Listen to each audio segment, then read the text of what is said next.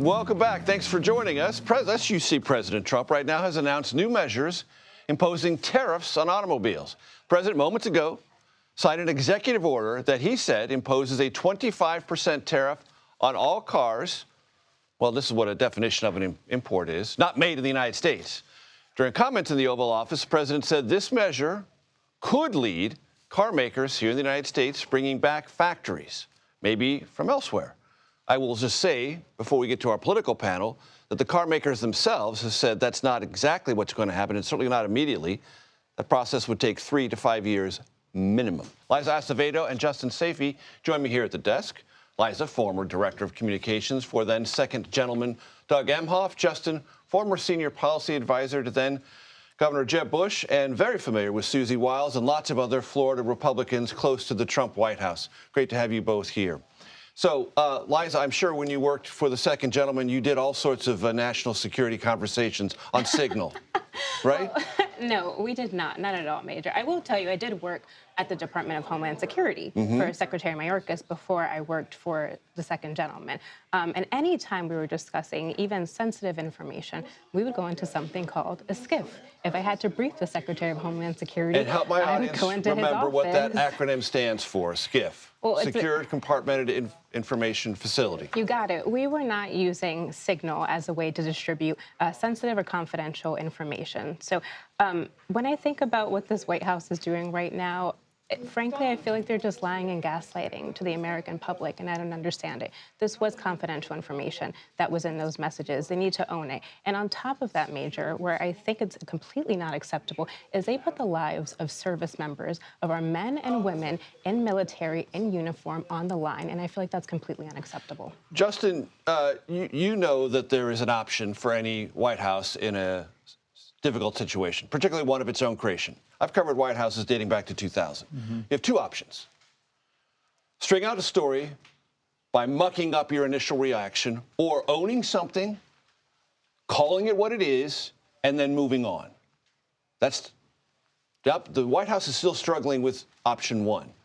Blaming the messenger, diverting attention, saying something is and it isn't. They could do one thing. The operation succeeded. We screwed up in this instance, and we're moving on. Why not? I've had that conversation with a lot of friends and colleagues, and what are they saying? Well, I think that I think the White House is determining on the fly what their response is going to be. But I think that what we have seen is some level of consistency of trying to not admit that anything was done wrong. Although we did see. Secretary Rubio said a mistake was made. But only saying the mistake was including Jeff Goldberg from The Atlantic, not communicating on Signal. Right. And our James Laporta sat at this desk yesterday and read out loud a Trump-era National Security Agency advisory: do not communicate anything sensitive on Signal. That's an obvious screw-up. It is. You would agree with that, wouldn't you? I would agree that these conversations should not be taking place on Signal. Okay. I don't think that.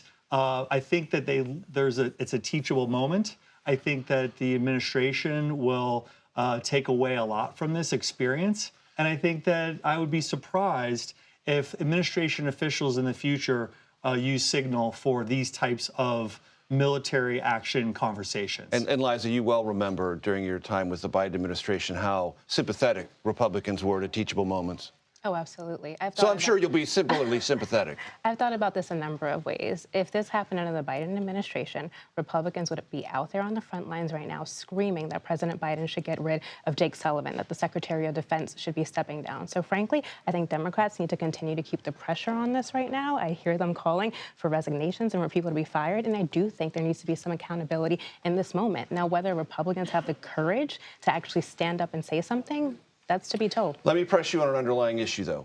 The mission itself wasn't compromised, and it appeared to send a very direct signal to the Houthis about something that matters, not just the United States, but to all of Europe, which is moving commercial vessels without harassment through the Red Sea.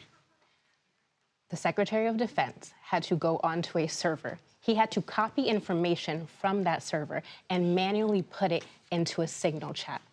There's so many things that is messed up with that on its face. And again, I will bring it back to the lives of service members who were on the ground. But you will These are stipulate the mission was a success, and it's probably a good thing. They should have never done this over a signal. Okay. I'll say the mission was a success, and that's what's being lost. This is a process story. The mistake was made. I'm sure it won't happen again. And the mission itself was a success, which is why I think at the end of the day, it's not going to be tremendously politically damaging to the administration, because at the end of the day, it's about sending a message to Iran that you have a different administration than the Biden administration that let the Houthis operate without penalty and without consequence. Let's quickly get to tariffs. Justin, are you confident that wherever the president lands on tariffs, now with 25% on autos, maybe auto parts, which will inevitably raise sticker prices for American consumers, everyone pretty much agrees to that. Is that going to work politically? Well, we'll see. I mean, I think that the What's your president. hunch? Well, I think that I don't know. Okay. And it depends on who the tariffs are applied to. We just saw the announcement you just made about the executive order that was signed today. But the attempt is to try to bring more manufacturing and increase the U.S. industrial base. It may be successful. Economists differ on whether it will be. Clearly, there's a trade imbalance with the United States. We have massive trade deficits with countries around the world, with Europe, with Asia, and President Trump's trying to rebalance it. It's very similar. I'm old enough to remember Ross Perot talking about a giant sucking sound in the 1992 presidential debate. So this is not a new issue. It's an issue that's been at the forefront of U.S. economic policy and trade policy for 3 decades. I covered Ross Perot's campaign in 1992. That was a reference to NAFTA. NAFTA was rewritten by the Trump administration as USMCA. So if there are problems with that trade agreement now, I think we need to go to the author. That would be Well, I President think the Trump. author's got something to say about that. Liza Acevedo and Justin Sayfie. Just had to add that in, folks. It's just part of the record, okay?